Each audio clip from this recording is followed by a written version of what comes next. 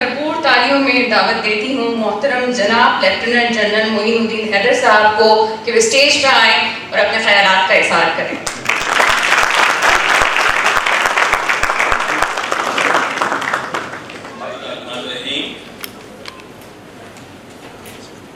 محترمہ سعدیہ راشد صاحبہ، مشاہد حسین سید صاحب اور بہت ہی معزز خواتین و حضرات، آپ کی خدمت میں میں سلام پیش کرتا ہوں۔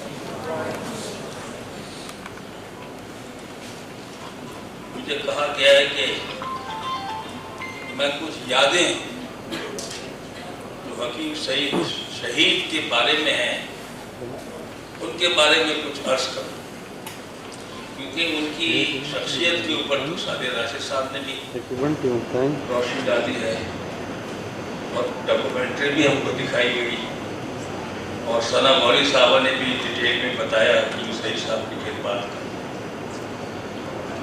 پاکستان میں جو بڑے لیڈر پیدا ہوئے ہیں جن کی قوم عزت کرتی ہے، اس میں ظاہر ہے جنہوں نے پاکستان بنایا قائد اعظم نے، تو ان کی عزت ہے اور کی جاتی ہے عوام کے دلوں میں، کیونکہ ان پر بھی کچھ لوگ جو ہے بدقسمتی سے کسی نہ کسی بات پہ انگلی اٹھا دیتے ہیں، کوئی اسلام پسند ہے یا کوئی دوسرے لوگ ہیں، وہ کسی نہ کسی بہانے سے۔ میں نے اپنی زندگی میں حکیم سعید صاحب کے بارے میں کوئی نیگیٹو ریمارک نہیں سنا آج تک۔ وہ کنٹروورشل فگر تھے۔ دوسرا، آپ کے آنے سے پہلے ڈاکومنٹری دکھا رہے تھے جس میں جو سفر دلی سے شروع ہوا تھا ہمدرد وقت کا، اس کو دکھا رہے تھے، تو حکیم صاحب کے والد صاحب کا مکان اور جہاں پہلا کارخانہ قائم کیا، جو محلوں کا نام دے رہے تھے، یہ 55 میں نے ان کا نام اپنے کانوں سے دلی ہی میں سنا ہوا ہے۔ لال کنواں، قاضی جی کا حوض اور باقی جو نام لیے گئے وہ سب میرے کان میں 55 میں پڑ چکے تھے۔ ہمدرد کا نام تو نہیں پڑا،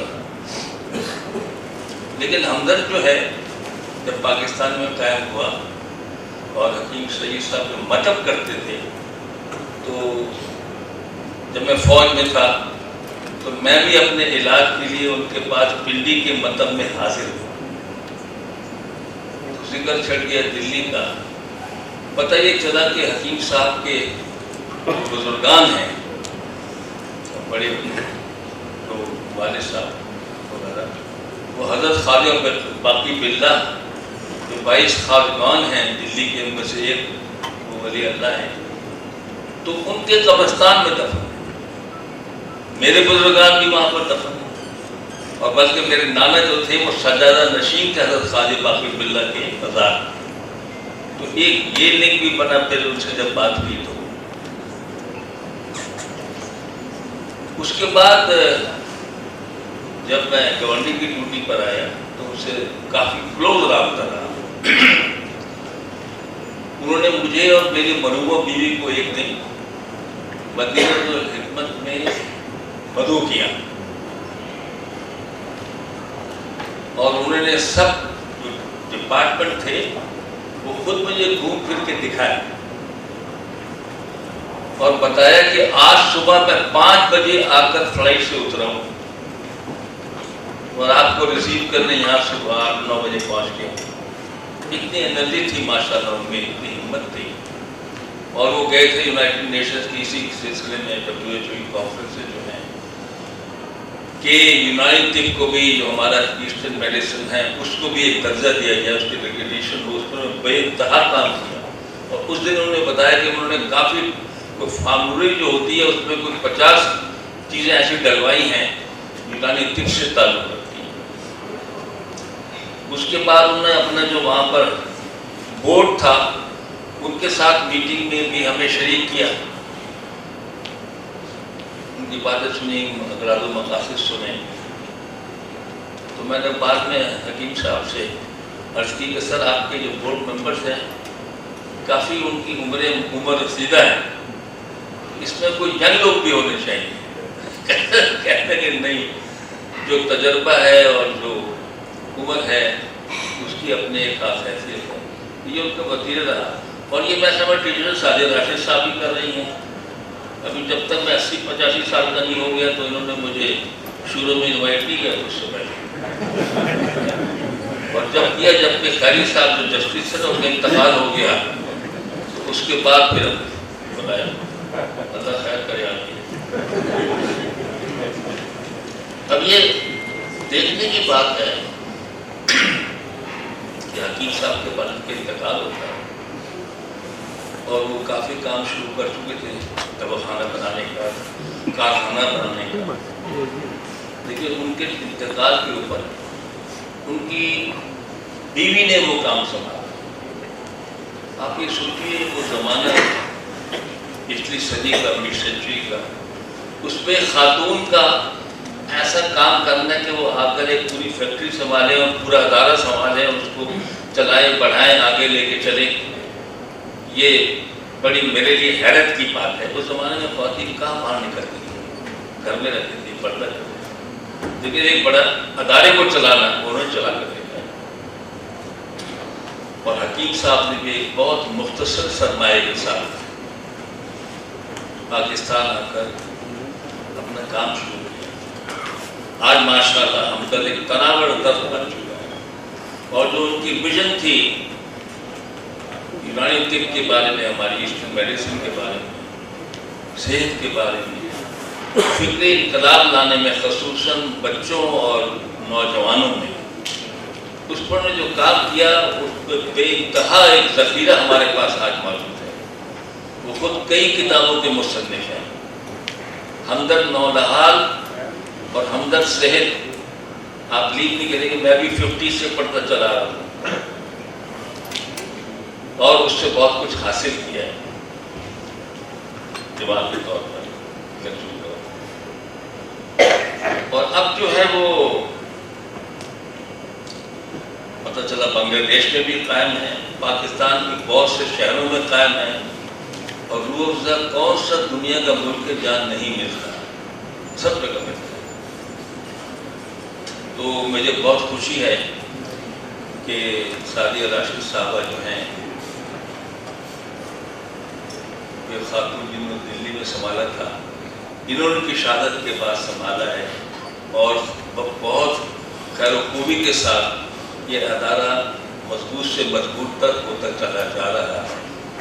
اور یہ سب جگہ جاتی ہیں، موجود رہتی ہیں اور ہر فنکشن میں بچوں کی شریک ہوتی ہے، ہم بھی بلاتی ہیں.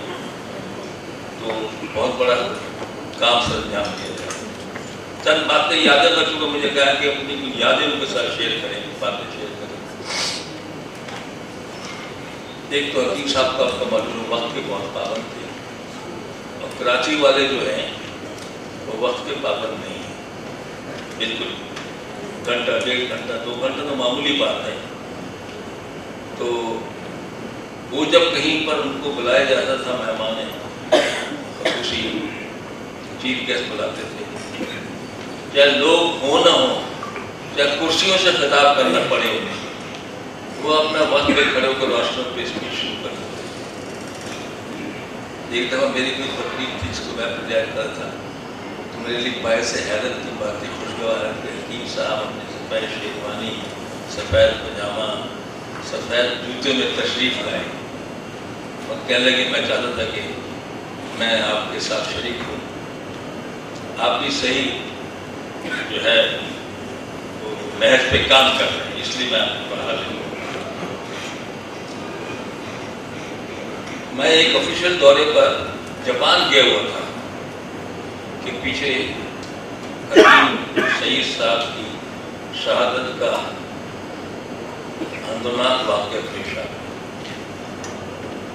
ایک آدمی، میں نے جس طرح بتایا، کوئی کنٹروورشل ہی نہیں تھا، کسی کو ان سے کوئی ناراضگی نہیں تھی، کسی کا ان سے کوئی جھگڑا نہیں تھا. باعث حیرت ہے کیسی قوم ہے ہم کہ اپنے جو ہمارے محسن ہوتے ہیں ان کے ساتھ ہم ایسا سلوک کر رہا ہے. تو तो नवाज शरीफ साहब फॉरेन प्राइम मिनिस्टर थे, वो गवर्नर हाउस में आके बैठ गए। उनको मैंने टेलीफोन किया, मैं कहा सर मैं वापस आ रहा हूँ, सीधे फोन करा रहा हूँ। कह लेंगे आपके कितने दिन बाकी रहते हैं ट्रिप के? मैंने सर 12 दिन था, अभी 4 दिन हो रहे। कहते हैं आप वहाँ ठहरे, मैं यहाँ मौजूद हूँ, मैं इसको संभाल रहा हूँ, उसके बाद आए। अगर आप हिस्ट्री पढ़ें उस ज़माने की, हकीम सईद की शहादत में उनके खून ने कराची में जो आग भड़की हुई थी, लड़ाई मार कुटाई कत्ल गोली बंद लाशें हत्ते बंद हो गए, तकरीबन ख़त्म हो गए, उनके खून ने इस आग को बुझाया। तो हकीम सईद साहब का जो तमाम उम्र की मेहनत है, उनके फिक्र इनकलाब को लेकर जो आए हैं नौजवानों में, बच्चों में, और जिनके मशरिक के लिए उन्होंने काम किया है, वो बहुत बड़ा काम किया है। और आपको पता है कि अभी हमारी हमदर्द की दवाएँ हैं तो तमाम दुनिया ही में इस्तेमाल हो रहे हैं, जा रहे हैं, ईस्टर्न मेडिसिन के दर्जे देने। अल्लाह उनको करवट जन्नत नसीब करे, और उनके जो ख्यालात थे, उनकी जो काविशें थी, हमें उनको आगे बढ़ाने के लिए अपना हिस्सा डालने की तौफीक दे। बहुत शुक्रिया।